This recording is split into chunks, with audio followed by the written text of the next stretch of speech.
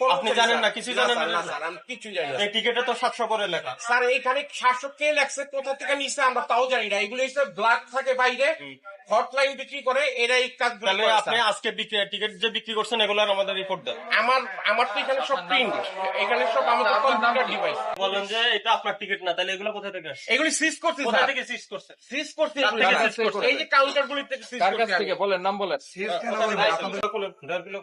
এই খোলো তো, এই টিকিটটা কে দিছে, কখন দিছে? জানেন না? না স্যার, আমি উনি কাউন্টারের ম্যানেজার, জানার কথা ওনার, তাই না? উনি আমাদেরকে জিজ্ঞাসা করছে এটা কে দিয়েছে। এই যে শোনেন, সারা দেশবাসী কিন্তু আপনাকে দেখছে। আপনারা কি কাউন্টারটা স্থায়ীভাবে বন্ধ করতে চান?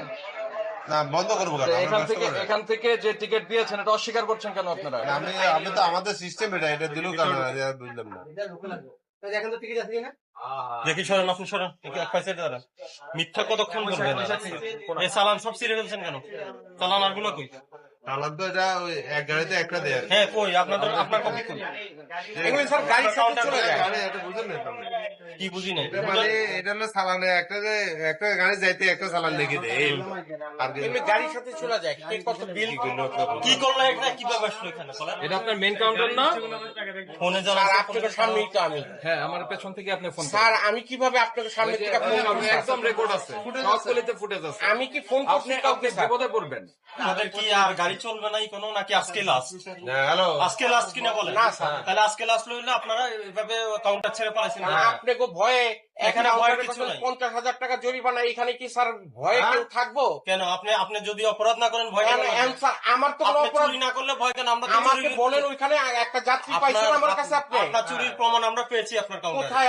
আমার কাছে কোন যাত্রীর, একটা যাত্রী বলছে আপনাকে স্যার যে হ্যাঁ আমি বলেছে, ভাড়া বেশি নিছি? হ্যাঁ বলেছে, এই যে না না এগুলো না পেয়েছি। না স্যার, আপনারা আপনাদের কথা বলেন, আমরা আমাদের কথা বলতেছি। এগুলা কোথা থেকে পেয়েছি? এগুলি স্যার কোত্থেকে পাইছেন? একটা ডাস্টবিন থেকে উঠেছেন এটা। ডাস্টবিন এটা তো যাত্রীর কাছে চলে যায় স্যার। ডাস্টবিন কোথায় ছিল?